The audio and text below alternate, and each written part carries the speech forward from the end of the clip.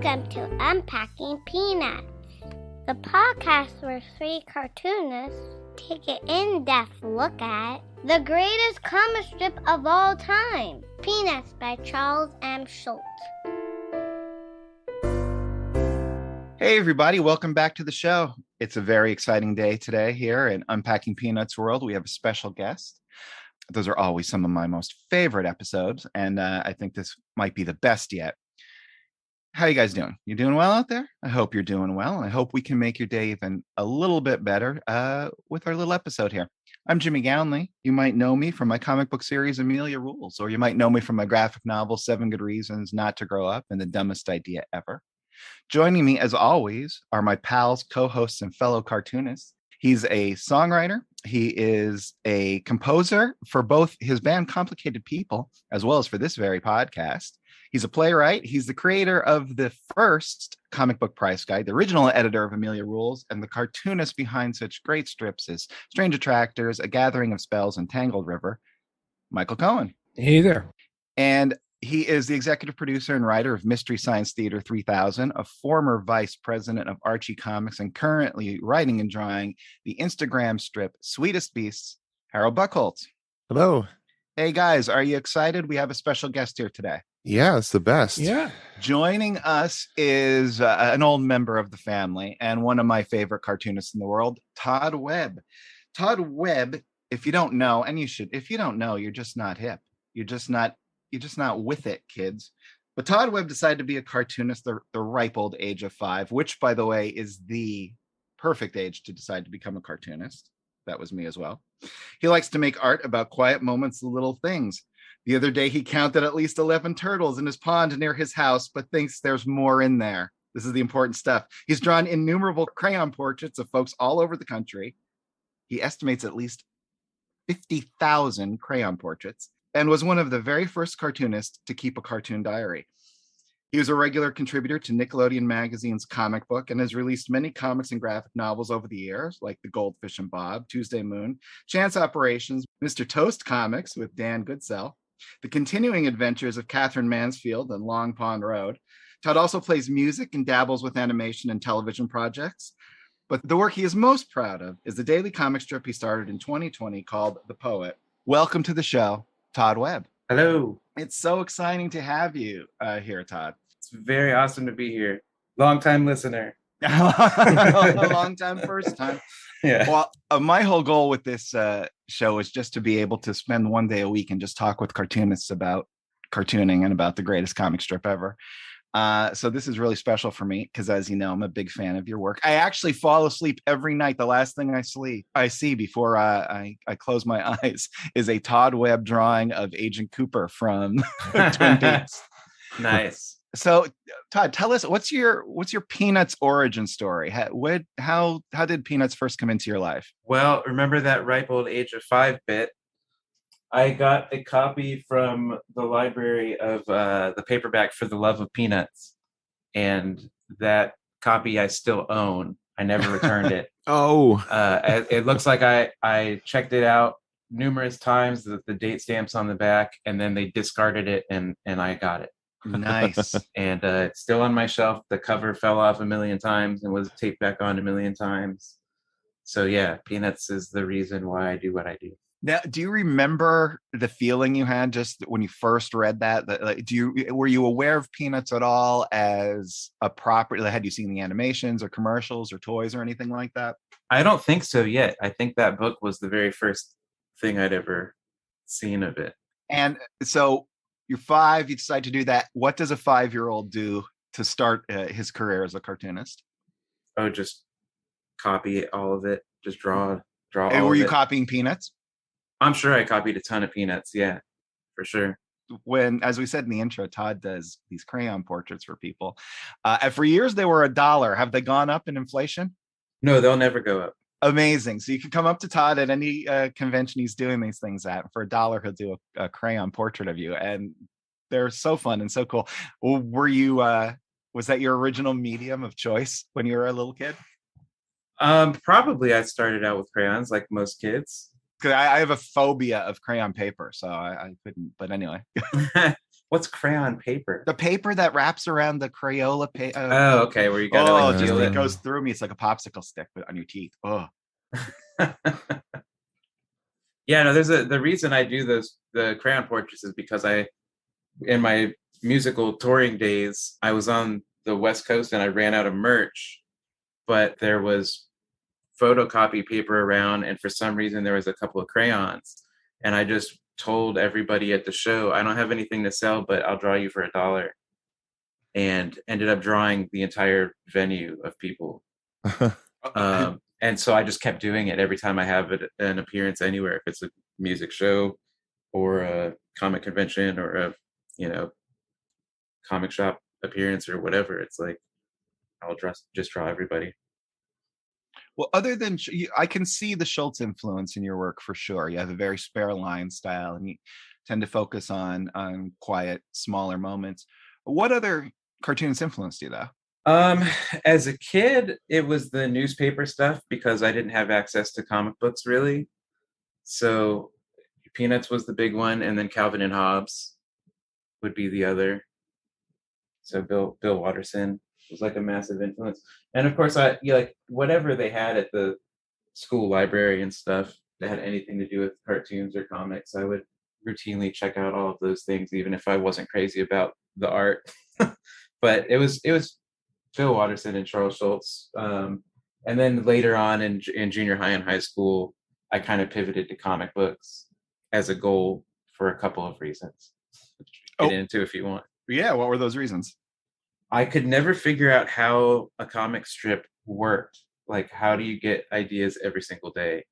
How do you have characters that work every single day and aren't boring or like just copying something else? It just never clicked with me as much as I wanted it to.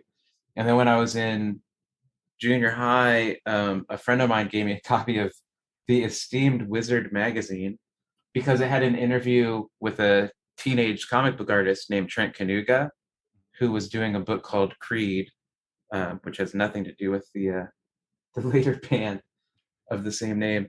But he was only like 3 years older than me, and was drawing this weird comic book that was kind of like a Little Nemo story about a teenager with like a dream life that was trying to take over things. And I was like, oh, so you don't have to draw superheroes, you can just draw whatever you want.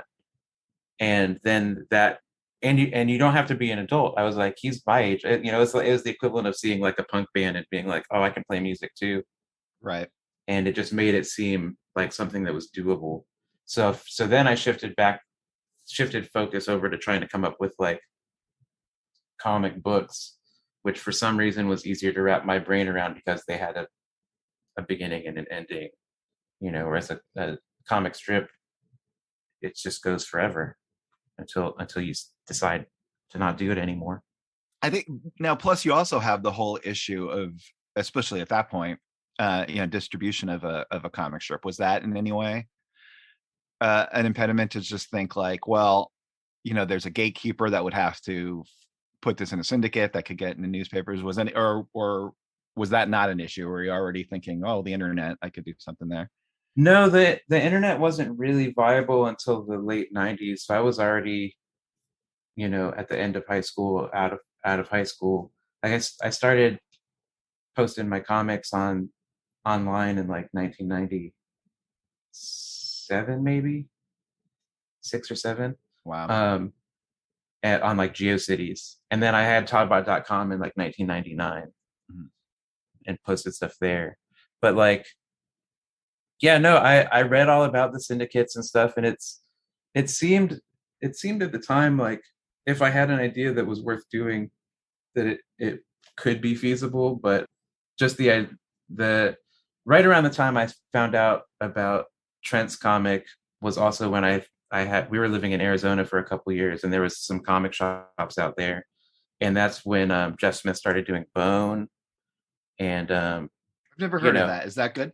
It's a small boutique book. Most people haven't heard of it, but if you can find it anywhere, it's pretty impressive. I will make a note for myself. Yeah, it's Look for Jeff Smith's bone. Jeff Smith. Got it. Nobody knows who he is, but you'll be glad when you find him. But yes, so like the indie, that mid '90s wave of indie books and self-published things were starting to happen. Again, it just reinforced that idea you could do comics about whatever, and they didn't even need to be in color. Right, exactly. So it's like, oh, okay, cool. Now, during this transition, though, from comic strips to comic books, was Schultz still a primary influence, or did that take a backseat? No. Yeah, I mean, it like all things, it would come in waves. So there would be periods when I just read a bunch, and then there would be periods when I kind of did other stuff, but always would go back to it.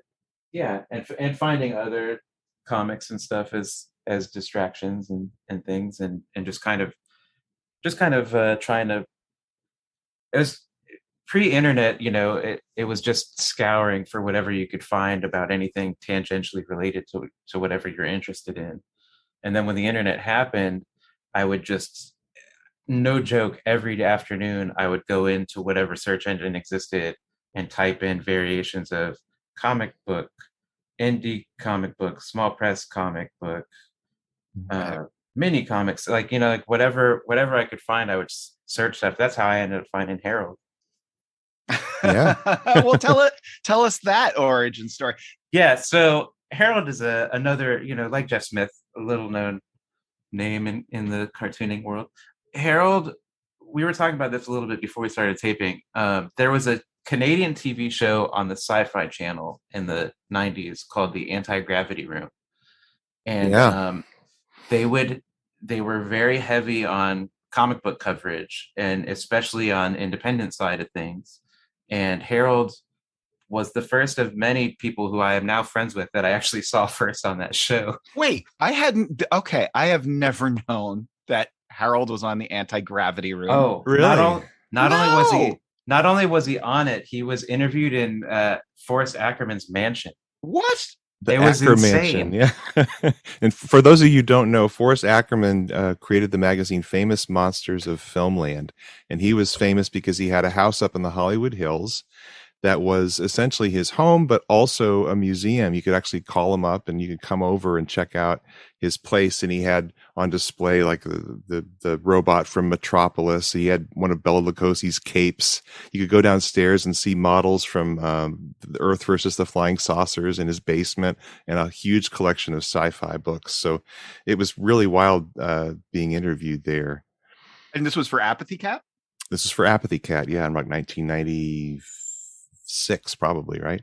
Wow.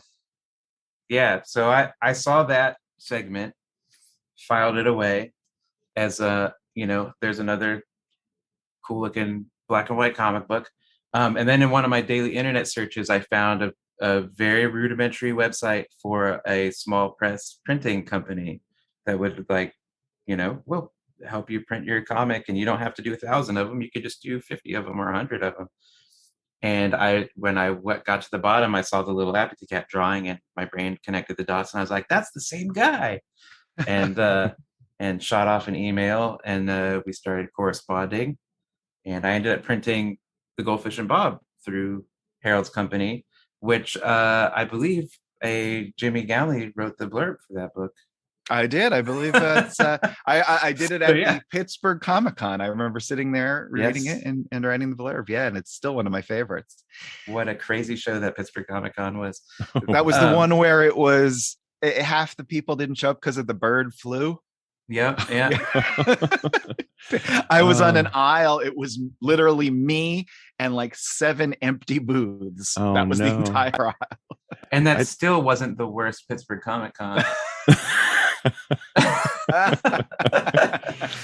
But yeah, so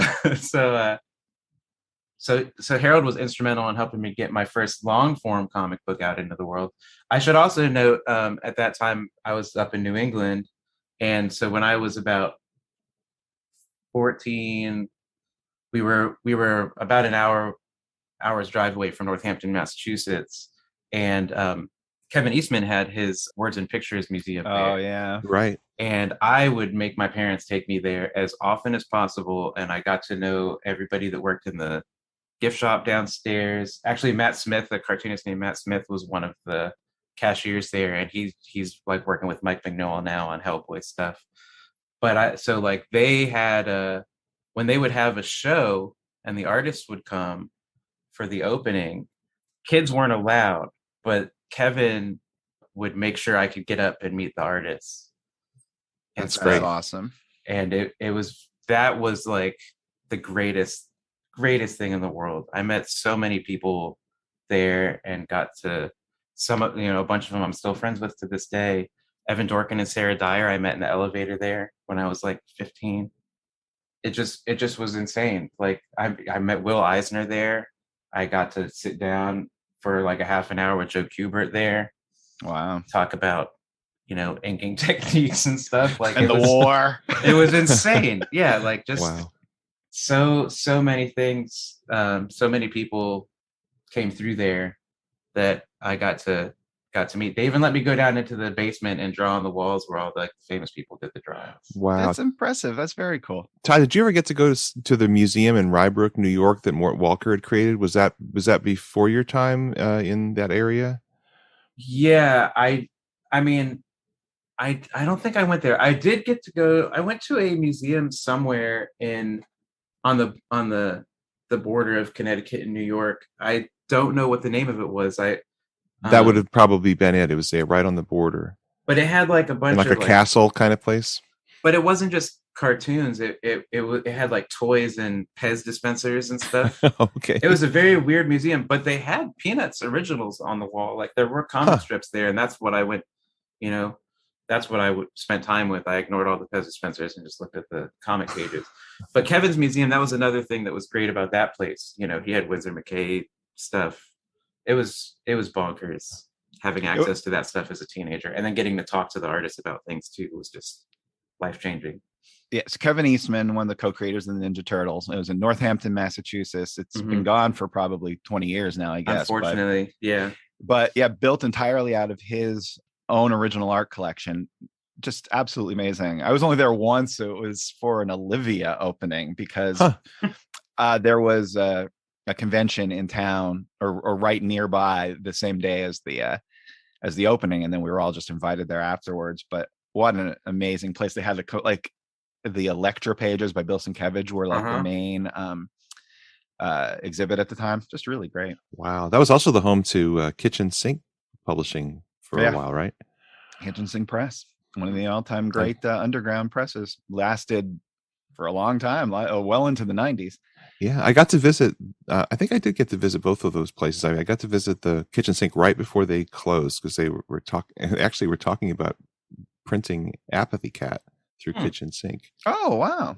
Chris Couch was at least inquiring about it at the time when. So that was but that was a really cool museum, and it's so neat that they opened it up to you and were looking out for you and. Oh, they sold my mini comics in the gift shop. They were that's fantastic. The most encouraging people ever. Yeah, I mean, I'm not sure how many people who are listening know the story of the Ninja Turtles, but I mean, everybody knows it as a world-conquering brand. But it was just a small, self-published comic that two guys borrowed some money from their uncle to print. So it's nice that they. Both of them actually also always tried to give something back to the comic community. Yeah, Peter had the Xeric grant. Yeah, you got to give those guys tons of credit. Absolutely. Okay, but hey, so 2020 rolls around. You've been doing graphic novels for a long time, and suddenly you decide, hey, I'm gonna go back to my original dream and do a daily comic strip, right? I didn't decide it. It was accidental. I refer to the poet as like my accidental life work because I think it's like I hope it's the thing that will stick around longer than all my other work, but I wasn't planning it. I just want to point out, made the best comics of 2021 list for the Comics Journal. It did. That took me by surprise. This is what the Comics Journal had to say about it. A man, a bench, a pigeon, the world. They hang out up the street from Charlie Brown and in the wake of Thoreau, Bushmiller, and Cage. Those are the three biggies. Seen for free daily on Todd's Web. Oh, the rest is just about. Yeah. But that's pretty. That's high praise. Congratulations, from the Comics Journal. They don't like anything. Right? Yeah, it's a fickle crowd over there. Yeah, it was an accident for real. So like I was planning to do, I had done that book, the adventures of the continuing adventures of Catherine Mansfield, where I took the short story author Catherine Mansfield from the 30s.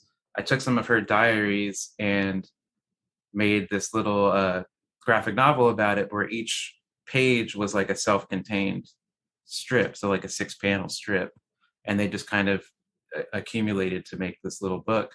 And I liked the way that that worked, and so I was going to do another biographical book about a poet that I like named Robert Lax, who lived the second half of his life on the Isle of Patmos, and Wow. wrote super minimal poetry. And so I was going to do the same kind of thing and take some of his diary writings and letters and things and try to make 1-page strips. And the book was going to be called Robert of Patmos. And that was the plan for my next book. And as I started trying to get a handle on how to draw him, I kept simplifying and simplifying, and I couldn't figure out a way to cartoon him that I liked. And I had been reading, there was like a big anniversary book of Mutts by Patrick McDonnell that came out a couple years ago. And I was like, I've never put one of those big schnoz noses on anybody before. And I added that, and all of a sudden I'm like, that's my guy. But while I was developing the book, I had settled on a 4-panel per page format, like a comic strip. And I was like, I'll just do it like in the form of a comic strip where it's just diary entries of this poet. And then I wanted it to be, I knew I wanted it to be sparse because his poetry was sparse. So I was like, it'll have as small a set piece as possible. He lived in Greece, so and he spent his time at the beach with the fishermen, and there were cats everywhere. So originally there was going to be like a couple of feral cats that he talked to, and maybe a fisherman on the beach. But the beach was too much of a nothing landscape to draw, and there were. I've told Harold this before. There are, in my mind, there were too many comic strips already with cats. What? And now Harold, now Harold's amazing strip, Sweetest Beasts, has a lion, which is different than a regular old cat. So I still feel nice save, there. yeah. But also you hadn't started that as a strip yet. I don't think. But you've been drawing Wildline forever. Yeah, I saw your strip and I said there aren't enough cats in comics. Yeah, there needs to be more cats. But so I didn't want to spend my time trying to come up with a new cartoon cat, or several of them, because like I said, it was like a beach of cats running around. So I was like, what about a seagull? And so I changed it to a seagull, but then I was like, but I'm still at the beach, which is nothing. So I was like, well, what if instead of a beach, he's at a park and he sits on a bench and writes, and instead of a seagull, it's a pigeon. And I made those changes, and then I really liked it, but then it had nothing to do with the real guy anymore. And so at that point, I'm just like, all right, so it's not about him. It's just about a poet who talks to this pigeon while he writes poetry in the park. You've never been to Patmos Park? Never been to Patmos Park. That's like a live album, right? That's like Yanni live at Patmos. It's a double album. Yeah, so that's how that started. But it was just going to be a book. And at that point, it was going to be called The Poet, the Pigeon, and the Park Bench, and it was just going to be like an 80-page book.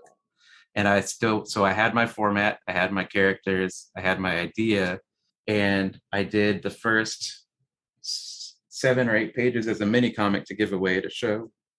And when I did that, I shortened the title down to The Poet. And then when the pandemic happened, I was like, I'll just do a page of this book a day until I'm done. So, a couple of weeks, I'll have my next book in the can and I can print it. But what happened was, when I started to actually do it every day, it became a comic strip. And now it's over 2 years later, and I'm getting close to the 1,000 strip mark. That's amazing. Well, that gives it you real insight. I mean, now that you've been doing this for a couple of years, are you able to understand a little bit more of the Schultz method? Are we able to unlock any of those things that only come out of doing a daily strip?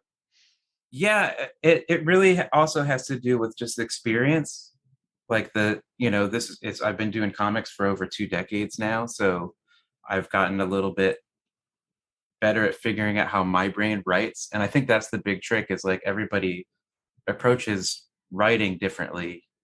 And once you can trick your brain into doing doing stuff, it's easier to figure it out. But also with these characters, I've managed to find the perfect containers for my thoughts, which I think that's the trick to doing a comic strip, is you have to have characters that no matter what idea you want to talk about, you give it to them and they'll put their own spin on it. Mm-hmm. And if you're lucky, there's a laugh at the end. But it's not required. Like some of my favorite strips don't have, your standard punchline.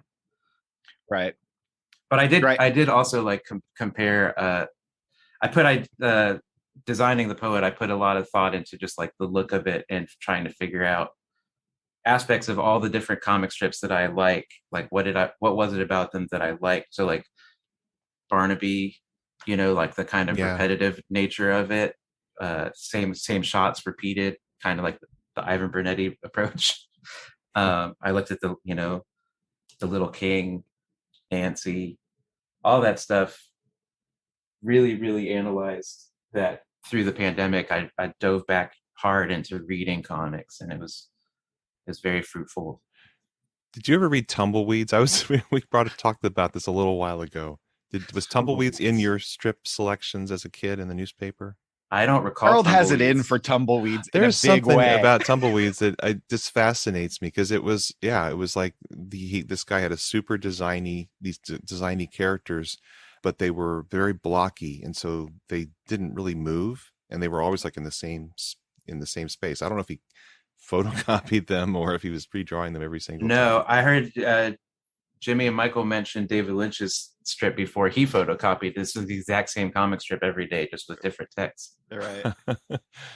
The World's Angriest Dog. It's pretty great. That's an opinion. Hey. It exists. It does exist. I love the look and the design of your books, and I selected cartoons from the poet. Uh-huh. That reminds me of the Fawcett Crest Peanuts books. Exactly. Oh, is that a direct reference? 100%, because that format doesn't exist anymore, and it bothers me. And so this is my attempt at fixing it. So I've got, I think there's 8 collections out now. So the little colored stack of spines is starting to happen. Now, is that pure nostalgia, or is there something aesthetically about that shape and size of a book that just really seems right to you? Both.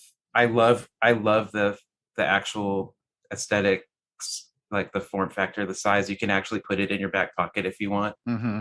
So I was wondering, like, for everybody here, Michael, like when they did those little these were basically paperbacks that had to fit in the same shelving that was unified, like 4 by 7 inches, more or less, that any mass market, novel, Harlequin romance, whatever, would go in. And when it came to the Schultz strips, sometimes that meant, well, they basically had to take the 4 panels and arrange them in different ways on the page. Well, they didn't, but they did. Well, like Schultz apparently had nothing to do with those page designs. So does that bug you guys at all? That it was the panels like overlap each other, and sometimes they would add this weird zipatone for the Sundays to make up space. And is that a problem? Like is that a purist kind of problem, or is it you just grow up with it and go, that's it, that's the way it should be, because that's the way I first saw it? I hate it. I did briefly consider staggering the panels in the books just to really lock it in. Yeah. But we'll get into this later, but the book, the For the Love of Peanuts, it was all Sunday pages in that book, and so it is massacred, the layout, and being able to compare them to the real deal is very, very, seeing them how they intended, Yeah. And so doing the poet book this way, I felt like I was kind of proving, like, look, you can just do, you can keep the form factor the same and do, if especially with the four panel strip, it's like. Although I would say for the Daily Peanut strip, the idea was that it was movable. You know, it was supposed to be modular. I know, but you didn't. Yeah. But they overlap the corners in those books. That's what drove me crazy. It's like, that's unnecessary. Especially with Peanuts, it is the perfect size, so right. You can put it anywhere. So yes. they could have put 2 pages or like 2 strips on a page in there, and it would still read, because it's Peanuts. You could shrink it down. And so you're stacking your panels. So you have basically a 2x2 format on the page, right. Which means you've got more space on the top and the bottom than you do on the sides. Mm-hmm. Aesthetically, again, did you choose that size because it evokes like a Peanuts thing? And if that didn't exist, would you have cropped the tops or bottoms, or do you like the framing where you have lots of white space above and below? I kind of really like the space. It gives it, because again, you know, my original idea for this particular character was a real life guy who wrote these very sparse poems that had a lot of white space around the pages. So I probably would have done that anyways. Mm-hmm. Because you have to kind of make the panels smaller than if they did what they did. I guess that's why they did what they did with the Peanuts ones, is if we don't overlap it, we need to make the panels smaller, and they were probably concerned that it wouldn't print well, right? That or it would. Which is funny. Printing was inferior back then. Yeah, I mean, the printing was inferior back then, but it was basically the same process, more or less, as what you would use in a newspaper. So, mm-hmm. But I guess the books were printing those panels smaller for Peanuts than you would get in your typical newspaper. And of course, you're doing it for Instagram, and so you have no idea how someone's encountering the strip. But you choose to share it all in a single panel on Instagram. You know, because like with my strip, I'll let you flip through the panels, so each panel is like it's like a carousel of images. But in your case, mm-hmm. You've designed this so that this can get really small. You can almost get postage stamp size. You can read the thumbnails of them. Yeah, that was intentional. Have you been tempted to change you probably you have messed around a little with your lettering? You know, that at a certain size, the lettering is probably the first thing that's going to go, right? That people won't be able to read because it's really tiny. Right. I letter it with the same brush. I mean, well, the Poet's also my first all digital thing. The first 8 pages were drawn on paper, but when I started doing it daily, I switched over to the iPad. Mm-hmm. and just to reference the previous episode, I do try to just mimic my regular ink line as best as possible with it. Mm-hmm. But I letter it with the same brush, so that they should reduce at the same rate, so that the whole thing will deteriorate at once. It's too small. And so that's an aesthetic decision. Is it, you like the idea that it's all one tool, or it has that feel that it's all mm-hmm. one tool? Yeah, it's also just a time-saving mechanism, mm-hmm. because at the same time as this, I still am working on other projects, even though in my mind, in a perfect world, I would be able to just wake up and work on the Poet only. Could you take us through the process of how you create the strips and sure. How from the time you start writing to the time you want to get the rough into whatever drawing stage you're starting, and then how you get to the final image? Yeah, it's gotten pretty streamlined, which is nice at this point. So it is for anybody who hasn't seen the strip, it really is. It's a super small cast. It's almost like a Samuel Beckett play or something. It's like there's a park bench, there's an old guy, the poet, who comes. Nobody has names either. It's just the poet and the pigeon. So the poet comes and sits on the same bench every day and writes poems, and the pigeon will come and be sassy. My short pitch for it, by the way, is the poet is like Peanuts if Linus was an old man and Woodstock had attitude. So there's not a whole lot of drawing that needs done usually, although I try to mix it up. I introduced a tree stump at one point, and people actually were like commenting like, plot development. And then I felt like I really succeeded when a tree stump equals plot. But yeah, so I have a ton of sticky notes. I may have showed you this Harold, before. So I have several notebooks that are just full of sticky notes. And whenever I think of something or overhear something or read something that I'm like, I can make a comic about that later, I'll write it on a sticky note and throw it in this notebook. So the sticky note is the very first place your idea goes. Mm-hmm. And is it all 4 panels on a sticky note, or does each sticky note become a panel, or how do you do that? Well, when I start working on a strip, each sticky note is a panel. But at this point, it's just like the idea gathering. So I have 3 of these notebooks that are just full of sticky notes with one line or 2 lines or a quote or whatever written on them. I also have the notes app on my phone for if I'm out and about, I'll type it onto that, and then I'll transfer that to a sticky note as soon as possible and throw it in the notebook. So that way, 4 panels. So 4 panels are on a sticky note that is like one of those little 3x3 kind of things. Or it's just it's just like just text. Yeah, it's just text on a sticky note. So like if I hear somebody say something, like Conan O'Brien was telling a story the other day where he told somebody, he was trying to be impressive teenagers, and he told them, have a fun time or have a nice time, or he said something really stilted and weird. And so like say I wanted to do a comic where that phrase was in it. So I would write whatever the line was, have fun, a nice time, or whatever. And that would be the note. And I just put it in my notebook. And that way, when I sit down to write a strip, I'm never starting from nothing. So it could be just a germ of an idea, or something that would spark your imagination later. It could be the word "well" with ... after it, and just stick it in there. And then it's like I sit down and I'm like, okay, so I'll grab a couple of, because again, I like formal experimentation. I did this weird book called Chance Operations, which I don't know if we have time to get into that, but that affected some of what I enjoy about writing is being open to things that are outside of my own will. That's where they put Cage in that little description, is John Cage. I thought it was Nicholas. That too. I mean, I almost did a book about Nicolas Cage back in the day, and which basically that new movie of his that came out is the movie version of my comic that I was working on, where it's like Nicolas Cage playing Nicolas Cage. Did it for you. Yeah. So having that element of chance introduced into the writing is fun too. So it's like I'll just grab a handful of sticky notes and plaster them across my drafting table, and then I'll read through them and see if any of them bounce off of each other in a way that gives me an idea to turn it into a strip. Okay. And that's when I start to then I've got blank sticky notes next to me and a pen, and that's when I'll start extrapolating them into something.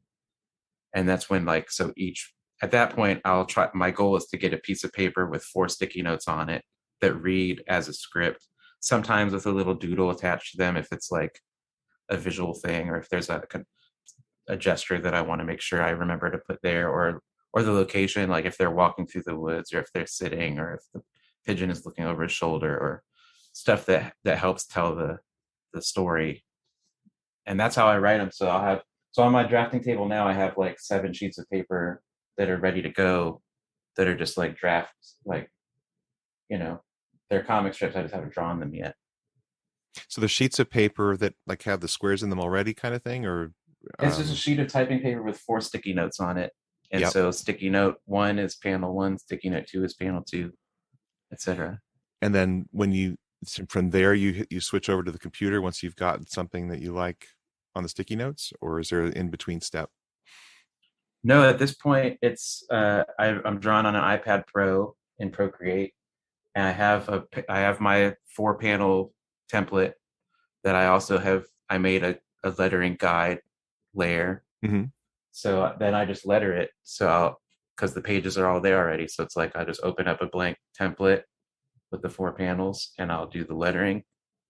And then because of the repetitive nature of the strip, I've got, at this point, hundreds and hundreds of pre-drawn settings or activities for them. If they're walking in the woods, I'll just do you have like a library of them?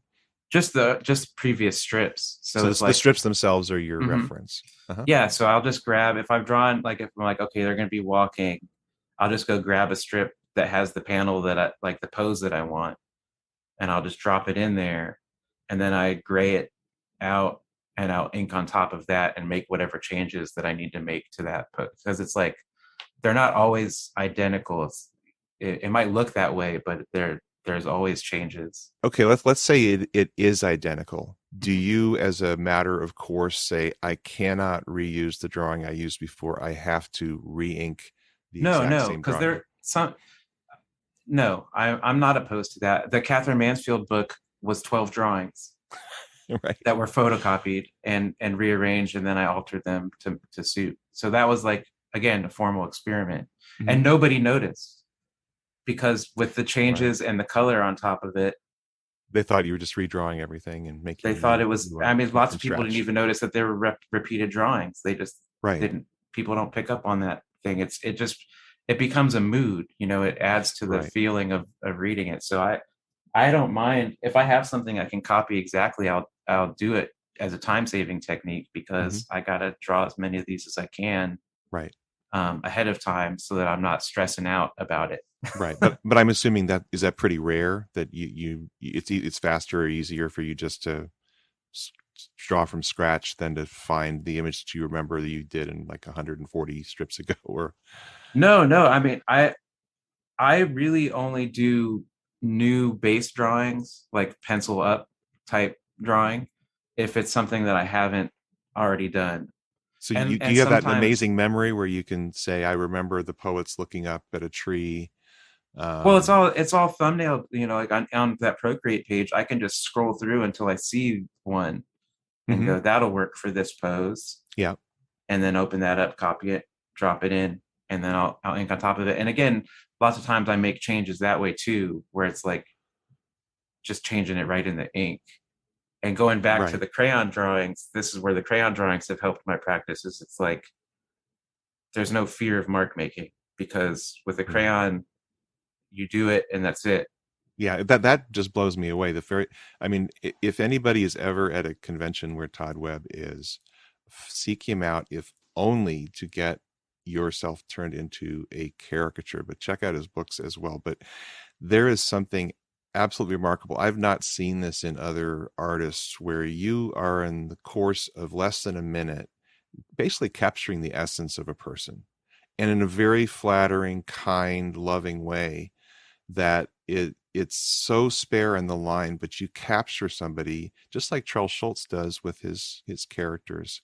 And I haven't seen other people do that. I mean, they can create their own characters. Maybe they worked, years to perfect the drawing of a character, but you're getting a new reference point every time someone walks up to your booth at a show, and you have to take them as they are and make them something that they're going to love, with a crayon in less than a minute. And invariably, people absolutely love what you do. They see themselves in the work. It's phenomenal. I don't think I've seen anybody else do anything like it. Thanks. That's high praise. It's fun for me. It makes the shows go by faster, Well, it's true, and it's well-deserved praise. Guys, this is awesome. I want to continue it on the other side. How about we take a break, come back, and then we'll go through your 5 strips of Peanuts greatness that you want to discuss. Sounds good. All right, we'll be right back.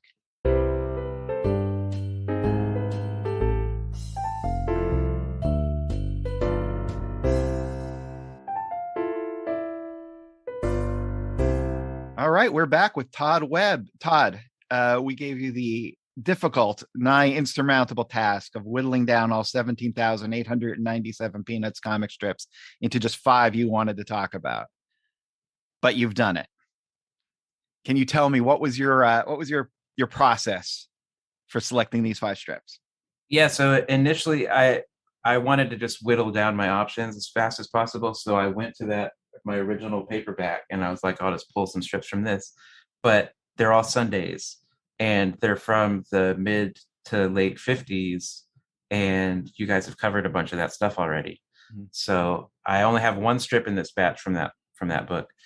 So then I went over to the Fantagraphics volumes, and I started the mid 50s to the mid 60s, probably my favorite. era visually and stuff. Like most of your main characters are there. I like the way they look. So I knew I wanted that area, and I wanted some dailies. So I was just trying to grab as quickly as possible without really thinking too much.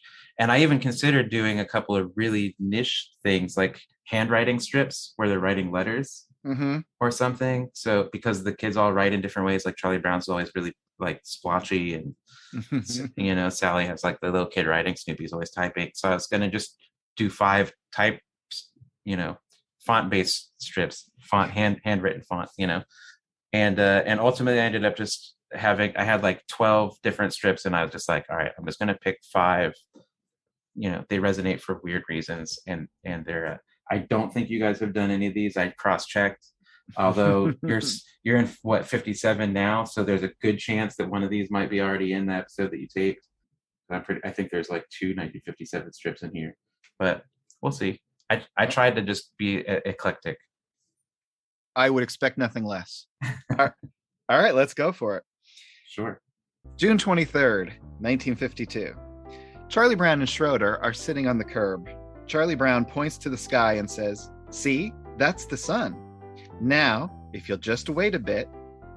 Then we have a silent panel with the addition of a little zipatone indicating time is passing. Then in the last panel, it's now night, and Charlie Brown says, "There, see, that's the moon." All right. What made this make the list? Well, you left off that Schroeder is grinning, like he's got a big smile in the last panel. Oh, that is true. Schroeder is very happy. He did not feel as if he has wasted a day. Like he's happy in the first panel, and then he's got like a blank expression in the middle, and then he's happy again at the end. This one for me is all about that silent third panel. I love having, like, the reason I chose a 4 panels thing was so that you have that extra beat that you don't get in a 3 panel comic strip. So that you can have either a thought process happening, a time elapsing, or just like an extra, like just that extra wiggle room to stretch out a gag or whatever. I think is super important. And then also the point of this strip is that there is a sun and there is a moon, and that should be enough to make you happy. Oh, wasn't that sweet? Which I think is great. It is great. It definitely has, the poet has extracted DNA from this strip. They're in one location. They're in one location the whole time. The shot is the same across. It's a big thought about a little thing. Rare use of zipatone in a peanut strip. That too. Yep. Yeah, which we tried to describe to William Pepper a while back, the host of It's a Podcast, Charlie Brown, or I tried to describe to little effect. I actually called it paper. Film was the word I was looking for. But yeah, anyway. It's like it's almost like a sticker, like an overlay sticker with patterns on it. Yep. April 10th, 1955. It's Sunday and it's baseball time, and it's starting to rain. Pigpen, Schroeder, and Charlie Brown are all looking up as the sky starts to open up. Pigpen says, "Uh-oh." Charlie Brown says, "Come on, let's have the ball. On with the game," even though it's clearly raining fairly hard. Now it's starting to rain even harder, and everyone starts running home. Charlie Brown yells, "Hey, where's everybody going?" Now Charlie Brown is left alone. He's saying, "You're not going to let a little rain bother you, are you?" Charlie Brown is now ranting as he sloshes through the ever-muddening field. "Come on back, it's going to clear up. Come on back." Charlie Brown is now yelling at his long-departed team. "Cowards! Quitters!" He thinks about it for a second, a look of absolute frustration on his face, and he throws his mitt into the muddy water that's now filling the field and yells, "Rats!" And then in the last panel, we see the glove has actually floated away from him. Michael, this is one of your rain strips that you like. Yeah, I think we might have done this one. I think you did nominate this one, Michael. No, there was a different rain strip. Yeah, and it was also baseball. Yeah. Yeah. Okay. Yeah, he just comes back to this. Maybe he likes drawing those little tight rain lines. He's good at it, certainly. Yeah. My reason for this one, there's a couple. One, this is a strip that was in For the Love of Peanuts. So this was a strip that I saw when I was just barely old enough to read. Horribly butchered in that book, by the way. It looks so much better here. Some of the drawings of the other kids are kind of weird in this strip. Like they're kind of wonky looking. You've got a Shermie cameo for you guys.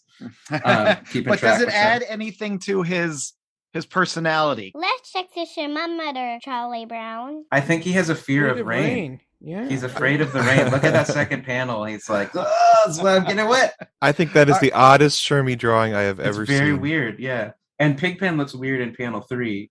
And Schroeder looks really weird looking up in the first panel. And we get 2 tongues. 2 tongues, yeah. Sticking their tongues out. But also, again, this being a rain strip, every cartoonist draws rain differently. And I wanted to have, I wanted to get into the Schultz rain because his is always more of it's like a downpour, But my favorite thing about this is that last panel of Charlie Brown just watching his glove float away and being perplexed by the oddity of the situation that is his life. Well, okay, so fear of rain is ombrophobia. So are we officially saying that is a new Shermie trait? Lucy would say, that's it. I need a quorum of votes. Are we adding it? Agreed. Well, I'm not sure. He's running faster than the other kids too. Like he is out. You think so? Exit stage right. Look at him go. I don't know. Pigman's got a good stride there. He's pulling at his shirt collar like. Yeah, I think we gotta go. You know what? I'm gonna vote yay. And if so, that means that Shermie is an ombrophobic, cynical, philosophical, history-loving, empathetic, aggressive, compassionate, patient, pedantic, knowledgeable, emotional, good-listening, vain, friendly hypocrite. Wow. Excellent. One of the great characters in modern literature. And and generally dry. Yes. Arid, if you will. Extra. April 30th, 1957. Charlie Brown is looking at a drawing Linus has handed him. He says, "This is a very nice drawing of a man, Linus." The two look it over together. Charlie Brown continues, "I notice, however, that you've drawn him with his hands behind his back. You did that because you yourself have feelings of insecurity." Linus answers, "I did that because I myself can't draw hands." Charlie Brown is embarrassed by this. I myself cannot draw hands. No cartoonist can draw hands, right? That is the problem. Exactly. Yes. Yeah. So segueing from every cartoonist draws rain differently to every cartoonist has issue with hands. Ditko's the only one who can capture the real human hand. That's right. And you'll note in panel 2, Charlie Brown's hand is behind his back. Yes. Yes. I do think that's true that cartoonists learn how to draw a character with their hands behind their back before they learn how to draw hands. That is a progression. I always think of Eddie Campbell's rule, which is not hands but feet, that you should put a pair of feet on every page you draw. Mm-hmm. Hands and feet are definitely difficult, but it's your bare feet. They have to be bare feet. I don't think they have to be bare feet. I think that would be weird. Hey, Michael, do you remember the Comics Journal tribute to Ditko where there was like a whole 10-page article just about his hands? Mm-hmm. I remember I was on like page 5 of that and thought, I really need to make some adjustments to my life. Now, was it the hands that he drew or his personal hands? No, it's hands he drew. No, there's a photo around of Ditko with Ditko hands. Is he doing the Spider-Man thing? Absolutely. Are you serious? Well, we all look in the mirror for hands. I mean, there's no other way to do it. I just make little sausages and run with it. You make little sausages. Little Picasso fingers, as Schultz would call them. Yeah, I love the fingers on the second panel of Charlie Brown holding the paper that Linus has drawn, and right. Linus's little sincere eyes looking at his own drawing alongside Charlie Brown. Also, the hints of the interior of the room are things that I really like. He just puts enough to give you context for where they are, and he always would draw really crazy lamps. I don't know if you guys have singled out Schultz lamps. but he's got a lot of really weird looking lamps. I with, think like, you're onto curves. something. The 50s was the heyday of Yeah. ugly lamps. I think there needs to be somebody to get the license to put out a line of Schultz Peanuts lamps. I think For that would sure. be like with different lamp shades and stuff, but that's like mid-century modern Schultz Peanuts lamps. You would sell 4 sets at least. Yep. Makes it all worthwhile. And then one last thing on that was, so the hint of a room in this segues into my next choice, which is superb interior drawing. September 1st, 1957. Charlie Brown's sitting in a big easy chair reading what looks like possibly a comic book. He says, 6 o'clock again. Then he gets up and starts walking somewhere and says, good grief. We now see him in the kitchen where he's opening up a can of dog food. I hate it when it's time to feed Snoopy, he says. I hate it, he says in the next panel as he's pouring the food into the bowl. Then as he lays it out, he's continuing to say, I hate it, I hate it, I hate it. Then he yells, Snoopy, supper time. In the next panel, Snoopy, we assume, comes flying in, just drawn as an abstract jumble of lines, making a hairpin turn, snatching up the food and running back out, saying, gulp.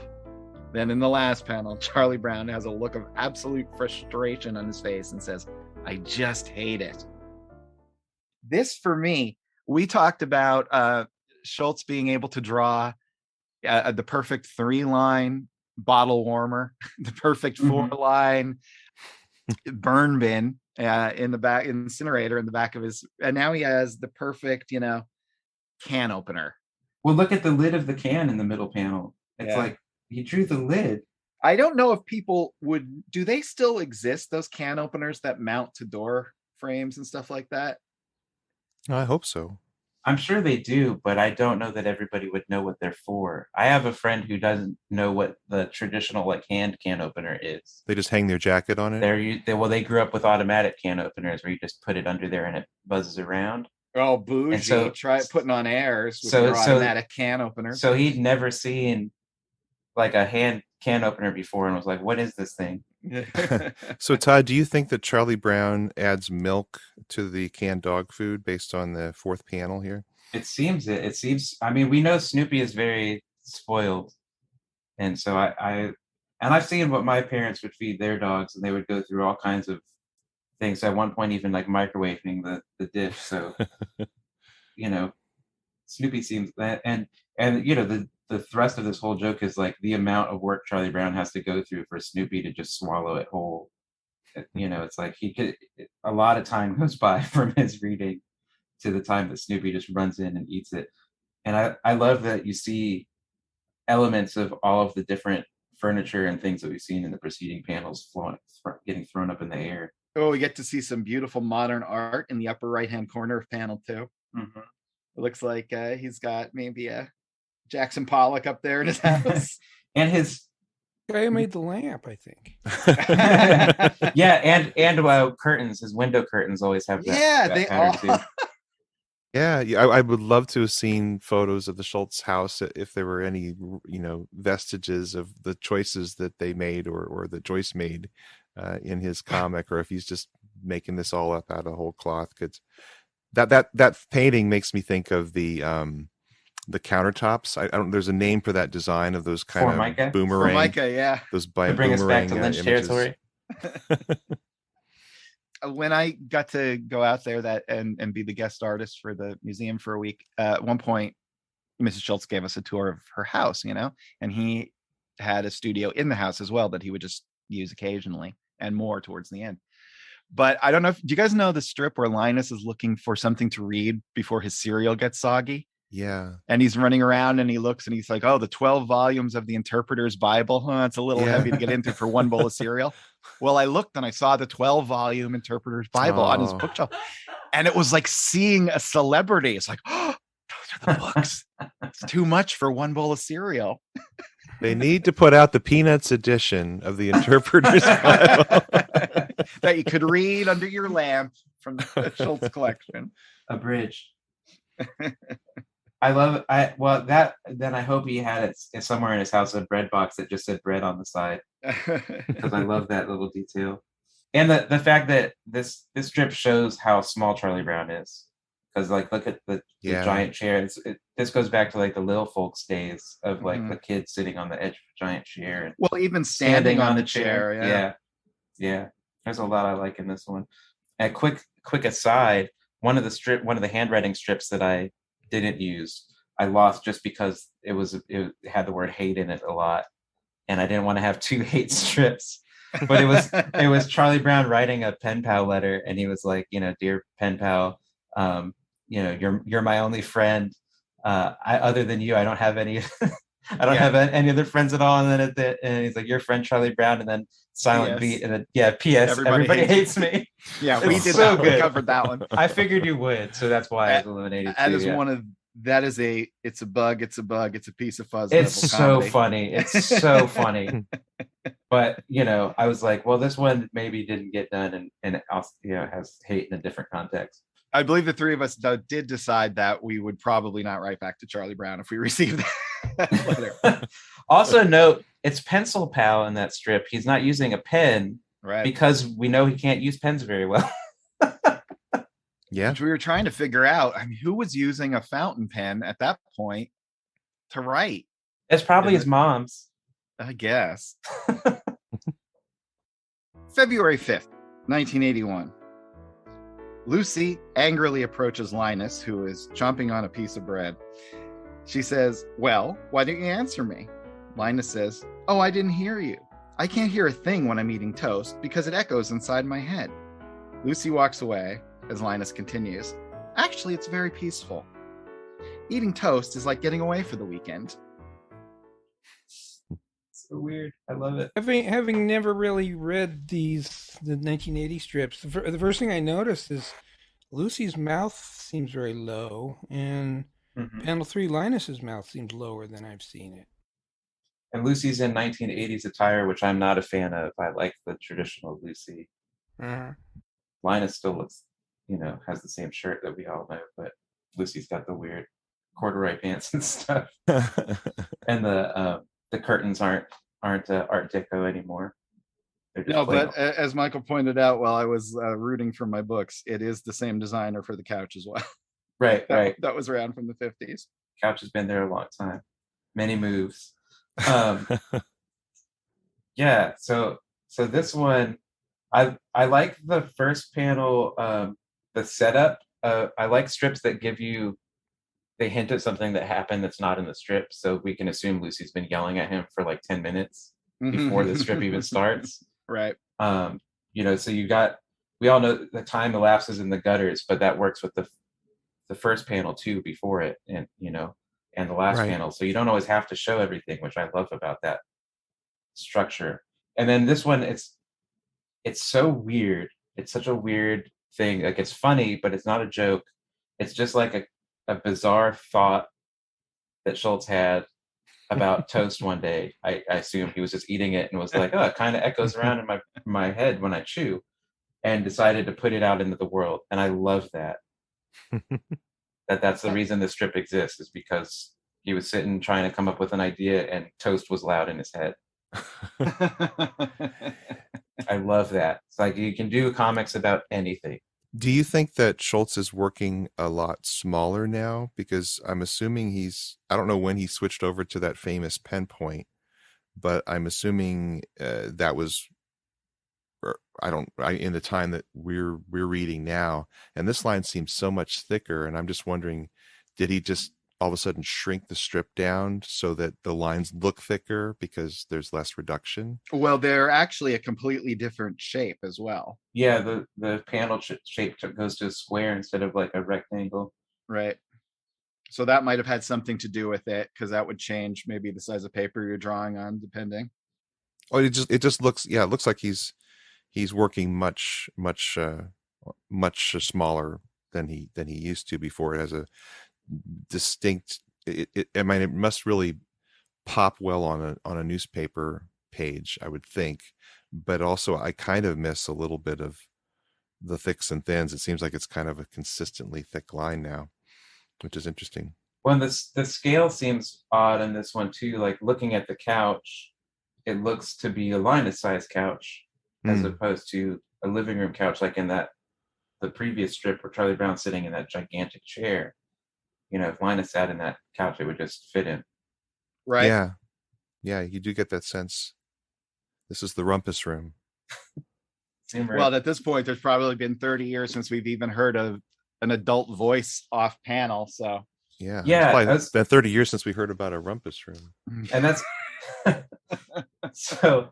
I also wanted to pick a later strip just to mix it up, and so I went to. This was the year I was born, 1981. So I was like, what was Peanuts like, you know, when I got here?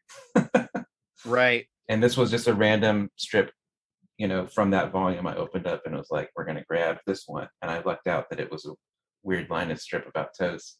That was my 9th birthday. This one appeared on. Wow! Oh, happy birthday! Yeah, You're a so big I boy may now. have been reading it that very day.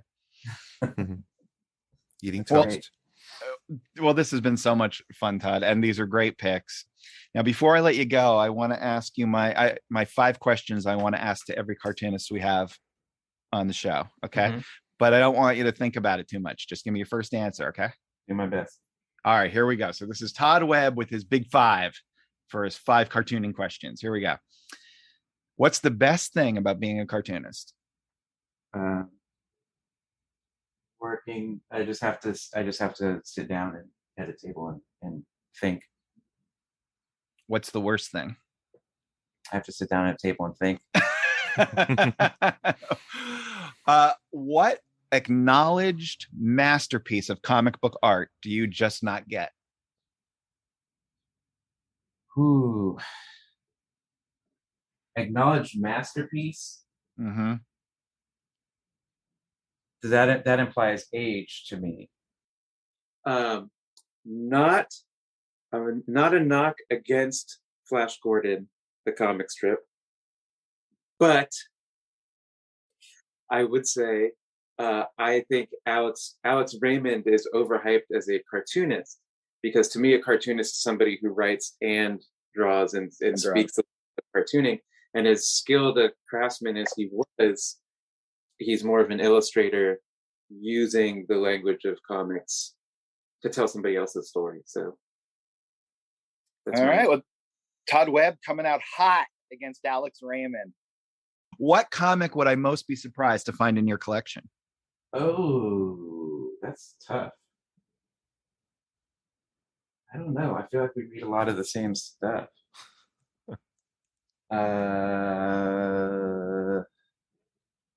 What comic book?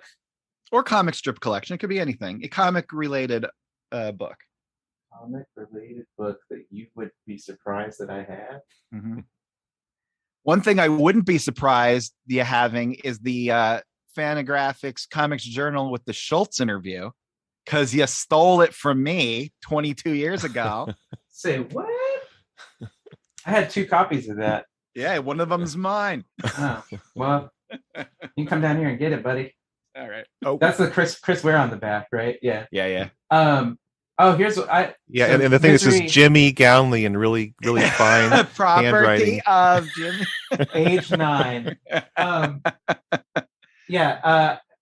Misery Loves Comedy by Ivan Bernetti. All right, that's a good pick. It's very adult. I thought you were going to say like some Shoney's Big Boy giveaway comic from 1957. That wouldn't surprise anyone. No, right? And finally, Charles Schultz is the greatest cartoonist of all time. Who's the second greatest? Well, that's a tough question. I'm going to go Ernie Bushmiller just to ruffle some feathers. Oh my God, that's got to be a pose. All right, explain that to me. I have a Nancy page. I have a Nancy Sunday framed in my studio. Yeah, I believe that you'll go to great lengths for this pose. I'm just asking you to explain it. It's not a pose, man. If you, all right. It's different. So Nancy is a visual. It's a visual strip. It's a visual gag strip. It's not a traditional comic strip. It's all about a gag. It's very formal, as we've established. I love formal experimentation. The page that I own has identical, like Nancy is drawn 3 different times. Well, 3 of the panels it's the same Nancy, but at different scales. Like it's formalistically perfect to me. And lots of times I do laugh at the crazy jokes because they're just so insane. But did you look at Paul Karasik's book that Mark Newgarden, the How to Read Nancy book? No. Look at that book, Jim. You're a cartoonist. Right. Every single cartoonist in the world should read How to Read Nancy. It is amazing. It takes one random Nancy strip and then breaks down all of the elements of cartooning through that single strip. It's like the closest read of any single piece of art I've ever seen in my life. Well, it is amazing cool. Exercise. Yeah, it's fantastic. Awesome. It's fantastic. And who wrote that? I'm sorry. Paul Karasik and Mark Newgarden. Oh, well, all right. Well, those guys know what they're talking about. So, all right, that's something on the reading list. See, I'm not alone. Not alone. No, you're definitely not. A lot of people love it. Well, guys, this has been so much fun. Todd, I love your work, and you're just a wonderful person. And I'm so happy that you came on the show, and I'm happy that you've been listening and that you like it. That means just the world to me. So where can people find you?